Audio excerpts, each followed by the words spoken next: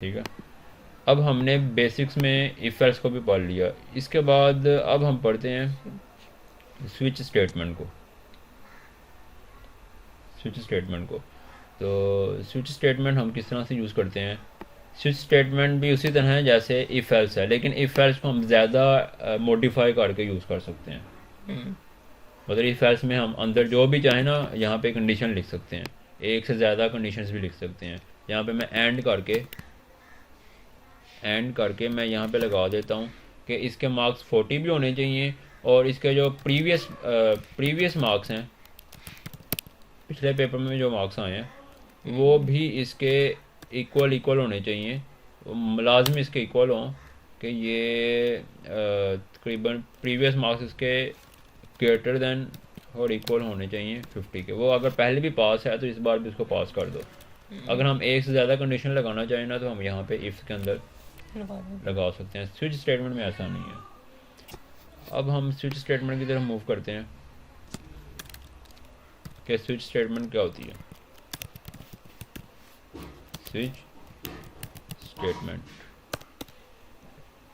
Switch statement में हम ये स्विच लिखते हैं। यहाँ पे एक डाटा से, यहाँ पे हम कंडीशन के लिए कुछ डाटा सेव करते हैं। अब कंडीशन में क्या लिखता हूँ, अब यहाँ पे मैं लिखता हूँ इंट ए के अंदर मैं सेव करता हूँ 1। अब मैं बताता हूँ मैंने क्या किया। अब ए को मैं यहाँ पे स्विच को पास कर देता हूँ, इसको मैंने दे दिया ए अब स्विच के अंदर से यहाँ से पास करेगा, और ये स्विच के जो ग्रुप है ना, ये इसके अंदर आ जाएगा। अब यहाँ पे मैं केस लिखता हूँ। केस लिखा है मैंने 1, ठीक है। और मैंने console dot right line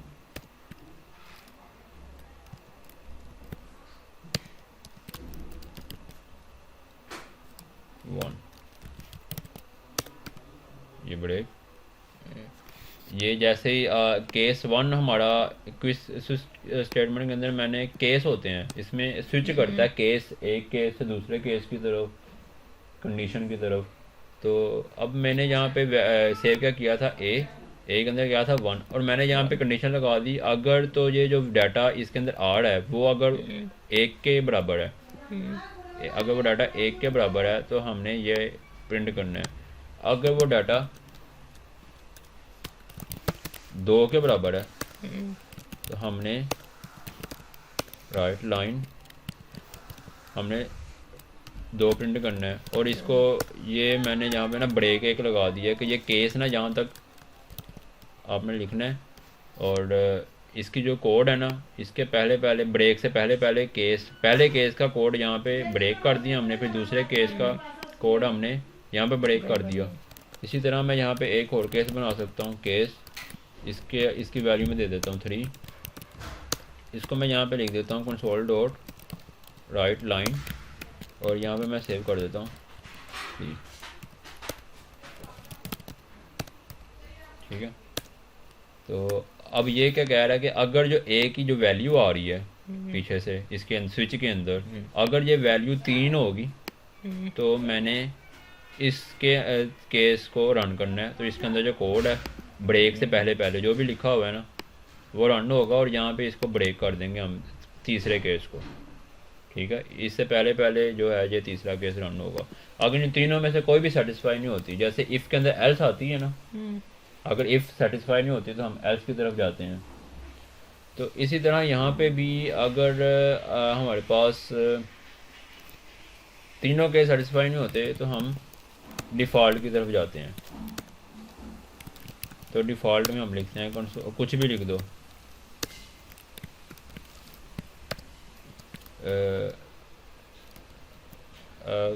none of them are satisfied. ऊपर जो भी कंडीशन लिखी है मैंने, उनमें से एक भी कंडीशन सेटिस्फाई नहीं हुई।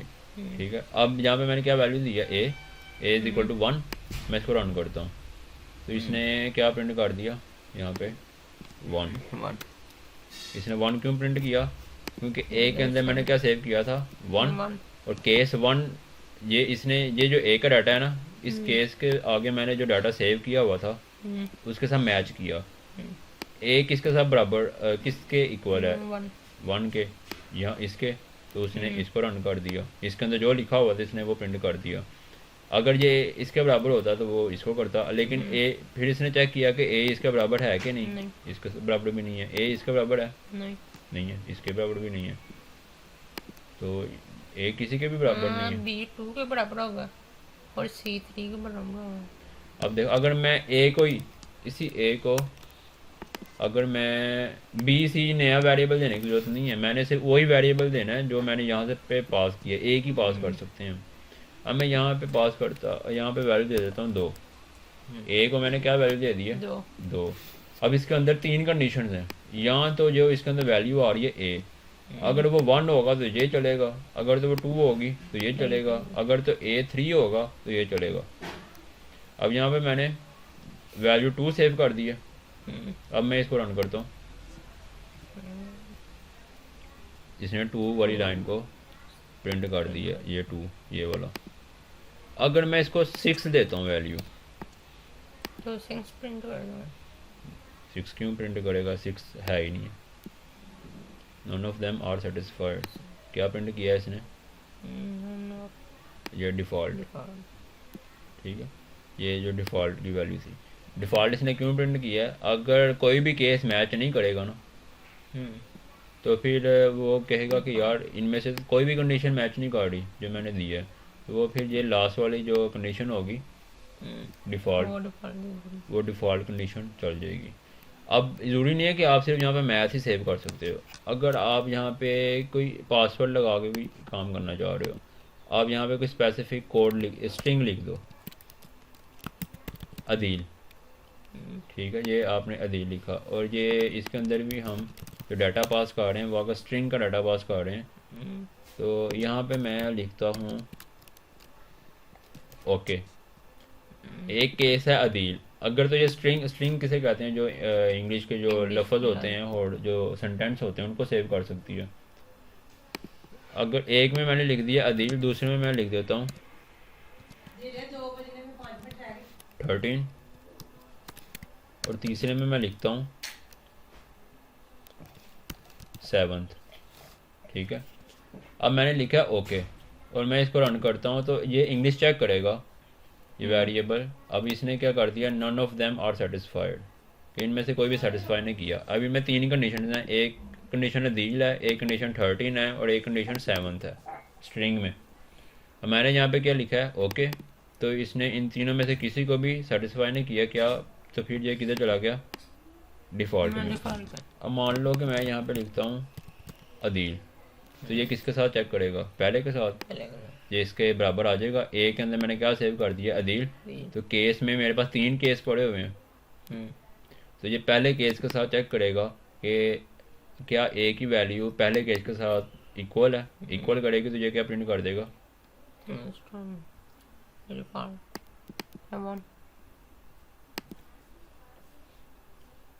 ये 1 हो गया, ठीक है। अब मानो कि मैं यहाँ पे सेकंड कंडीशन मैंने अगर रन करनी है तो मैं इसको वैल्यू दूंगा 13, तो ये क्या करेगा? सेकंड कंडीशन को चेक करेगा, और सेकंड कंडीशन के अंदर क्या लिखा हुआ था मैंने? 2। ये एक इसको मैंने 13 दिया तो सेकंड कंडीशन में 2 लिखा हुआ था, इसने सेकंड कंडीशन को सेटिस्फाई कर दिया, और ये सेकंड कंडीशन 2 आ गई। अगर मैं यहाँ पे जो थर्ड कंडीशन है 7, अगर मैं वो लिखता हूँ तो ये थर्ड कंडीशन जो है एग्जैक्ट, अगर मैं वही चीज़ लिखता हूँ जो इधर लिखी हुई है, तो ये थर्ड कंडीशन हमारी सेटिस्फाई हो जाएगी। यहाँ पे 3 आ गया। अगर मैं कोई ऐसी चीज़ लिख देता हूँ, अब ये नोट कहीं पे है ना, कंडीशन 1 पे है, ये केस 1 में, ना ही केस 2 में नोट लिखा हुआ, ना केस 3 में नोट लिखा हुआ। मैं यहाँ पे ए को वैल्यू दे रहा हूँ और ए पास कर रहा हूँ। अब ये इस ए को चेक करेगा अंदर जितनी भी कंडीशंस पड़ी हुई हैं, अंदर कोई भी कंडीशन ऐसी नहीं है जो ए के बराबर हो। तो यहाँ पे हमारे पास क्या आएगा फिर इनमें से?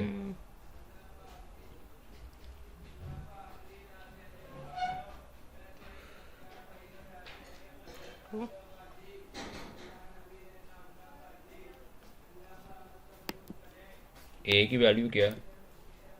Not not. ए को मैंने स्विच के अंदर पास किया। पहला केस क्या है? अभी दूसरा केस क्या है? 13 तीसरा केस क्या है? 7 7।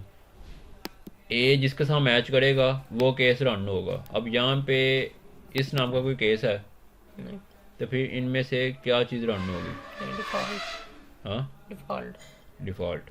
सही है। तो अब चूंकि ये कंडीशन ए है ना, तो ए मैं स्विच को पास कर रहा हूँ, तो ये जो केस है ना ये चेक होते हैं इस वैल्यू के साथ। अब इस वैल्यू में क्या सेव है? नोट। नॉट यहाँ नोट ना ही यहाँ पे है और ना ही नोट यहाँ पे है और ना ही यहाँ पे है। मैं अकेडमी में जाना हूँ। ठीक है, तो इनमें से कोई भी रन नहीं होगा। तो ये थी हमारे पास स्विच स्टेटमेंट।